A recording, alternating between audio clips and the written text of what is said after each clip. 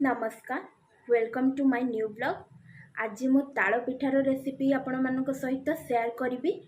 सहर रे ताଳ मिले कि नहीं मु जानिनी, किंतु आम गाँव रे ताळ समय हेले ताଳ पिठार बहुत प्रकार पिठा तैयारी करा जाए ताळ रे। आज से ताळ को नहीं मु शेयर करबा को जाउची रेसिपी।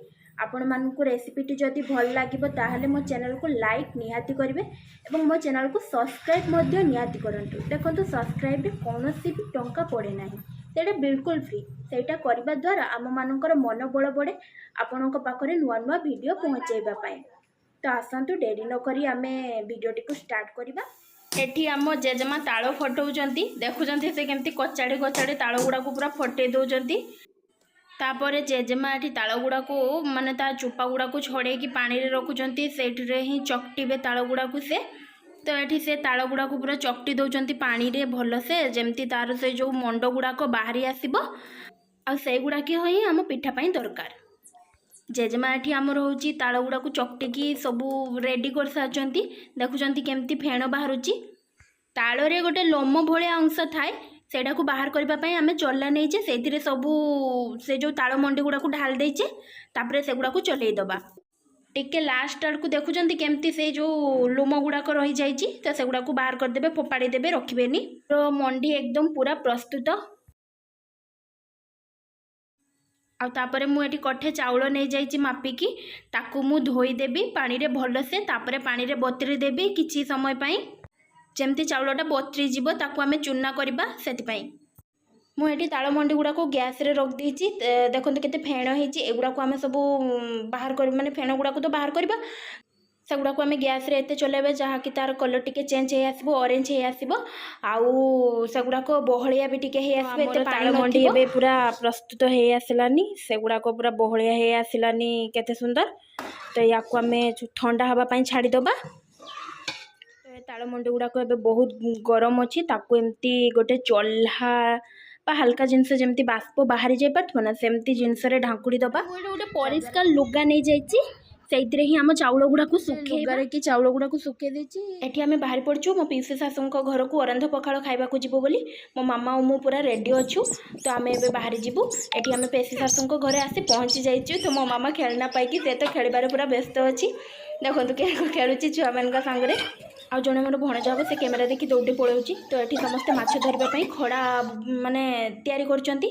आ एठी मो ननद जने बसी से जो बिरुड़ी बसार जो छोट छोट तार जो छुआ माने थाना से गुडा को बसी बाहर करचंती, काहे कि ना से गुडा को ही खड़ा रे पकई माछ से माने धरिबे। आ हमको डाकर आसी गला पखाळ खाइबा पई। देखि बार तू एठी मो छुआ ननद आ मु आमे माने बसी की पखाळ खाउछु। तापरे आमे रेडी गलु घर को आसीबा पई। मुझे पेशी शाशुक घर पलि आसी। तो ये मो चाउल गुड़ाक आसला बेलू पूरा सुखी जाइए। तो से गुड़ाक मुझे ग्राइंडिंग करने जेजेमा बसिकी चूना चलाउंट आमे मैंने टिके हसी मजाक होचु। तापर मुझे सब मंडी गुड़ा को नहीं गली, तापर चूना गुड़ा को मिसैकी से गुड़ा को सब भल भाव गोलैदेली, जमती गोटे गोटे फेड़ा भी न रुहे। से गुड़ा को सेमती भल से टिके गोलैदे हम। तापर स्वाद अनुसार लुण आपण मैंने देवे, जिते क्वांटिटी नौकरी जिनस सेटा को देखिकी मुझे तावा को गरम कर देछि। तापर होची मु पिठा गुड़ा को पकेबी पिठा करबा पई। मु जेतेबेले फास्ट थर पकेइली सेतेले पिठा मोर माने ये तावारे लागी रहिला, आउ टोटाली उठिलानी, सेटा बिल्कुल भी भल हेलानी। तापर मु कहली कौन हैला, बोधे प्रथम थरटा एमती हैला, सेकेंड थर देखिबी। कारण मो माँ तो जिते तैयारी कर दे ना से मत खावाई बढ़िया माने बहुत सुंदर लगुता है, किंतु एक्चुअली जिते मु निजे तैयारी कली से जानली जे ना ये एते भी सिंपल नुह, खावाई सीना सुंदर किंतु करने बहुत कष्ट।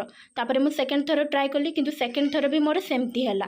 तापर मु जेजेमा को डाकिली आ पचारि कौन करी, जेजेमा मोर पिठा गुड़ा होनी किस करमी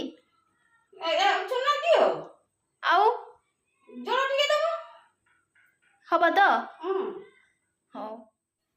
हाँ मु चूना आउ टिके पानी देकी गोलेली। तापर नेक्स्ट टाइम ट्राए कली, नेक्स्ट टाइम मोर हैला तथापि सेते भल हैलानी। मो माँ जेमती करती सेमती तो बिल्कुल भी है ना। तो मु ट्राए करछि तांको भलिया करबा पई। ପିଲାଦିନର ସେତେବେଳର ମାନେ ଇଏ ଅଲଗା ଟାଇପ୍ର ଥିଲା ଅନୁଭୂତି। ସେତେବେଳେ ହେମଦସ୍ତା ସମସ୍ତଙ୍କ ଘରେ ଥାଏ, ଆଉ ହେମଦସ୍ତାରେ ହିଁ ଚାଉଳ ଚୁନା କୁଟା ଯାଉଥାଏ। ଏବେ ତ ଗ୍ରାଇଣ୍ଡର ହେଲାନି, ଆମେ ଗ୍ରାଇଣ୍ଡରକୁ ଘୁରେଇ ଦେଉଛୁ ଏବଂ ଚାଉଳ ଚୁନା କୁଟା ସରିଲା। ନହେଲେ ସେତେବେଳେ ବହୁତ ମେହନତ ଥିଲା। ଆପଣମାନେ ବି ଏଟାକୁ ନିହାତି ଥରେ ଟ୍ରାଏ କରିବେ, ଦେଖିବେ କେମିତି ଲାଗେ ପିଠାଟି। ଆସିଲାନି ତ ପ୍ରଥମ ଟିକେ ଭୁଲ ହେଉଥିଲା, କିନ୍ତୁ ଶେଷ ଆଡ଼କୁ ପୁରା ବହୁତ ସୁନ୍ଦର ପିଠା ଆମର ଉଠି ଯାଉଛି। ଆପଣମାନେ ଯଦି ଟ୍ରାଏ କରିଛନ୍ତି ଆପଣମାନେ ଚାମଚରେ ବୁଲେଇକି କରିପାରୁଥିବେ, ଯଦି ଚାମଚରେ ବୁଲେଇ କରିବେ। ମୋତେ କିନ୍ତୁ ସେମିତି ଆସେନି, ମୁଁ ତାଳପତ୍ରରେ ହିଁ କରେ। ତାଳପତ୍ରରେ ବହୁତ ସହଜ ହୁଏ ଘୋଳକୁ ଘୋରେଇବା ପାଇଁ। ତ ଏଠି ମୁଁ ସବୁ ପିଠାକୁ ମୋର ତିଆରି କରିସାରିଛି। ଦେଖନ୍ତୁ ଏମିତି ହେଇଛି ମୋର ପିଠା, ସାଇଜ୍ କେଟା ବଡ଼ କେଟା ସାନ। ତ ଥରେ ଦୁଇ ଥର ମୁଁ କରିଛି ମାତ୍ର, ଆଉ ଏତିକି ମୋର ନଷ୍ଟ ହେଇଛି ପିଠା। ଆଉ ଦେଖିପାରୁଥିବେ ଏଠି କେତେ ଅପରିଷ୍କାର ହେଇଛି ମୋ ଗ୍ୟାସ୍ ଚାରିପାଖେ। ତ ସେଗୁଡ଼ାକୁ ସଫା କରିଲା ବେଳକୁ ମୋର ତ ପ୍ରାଣ ହିଁ ବାହାରିଯିବ। ଆଉ ଏବେ ଆମର ତାଳର ସସ୍କୁଳି ପିଠା ତିଆରି ସରିଛି। ଆପଣମାନଙ୍କୁ ଯଦି ଭିଡ଼ିଓଟି ଭଲ ଲାଗିବ ତାହେଲେ ଲାଇକ୍ କରିବେ ଏବଂ ମୋ ଚ୍ୟାନେଲକୁ ସବସ୍କ୍ରାଇବ୍ ନିହାତି କରିବେ, ସେଇଟା ଭୁଲିବେନି। ରହୁଛି, ଜୟ ଜଗନ୍ନାଥ।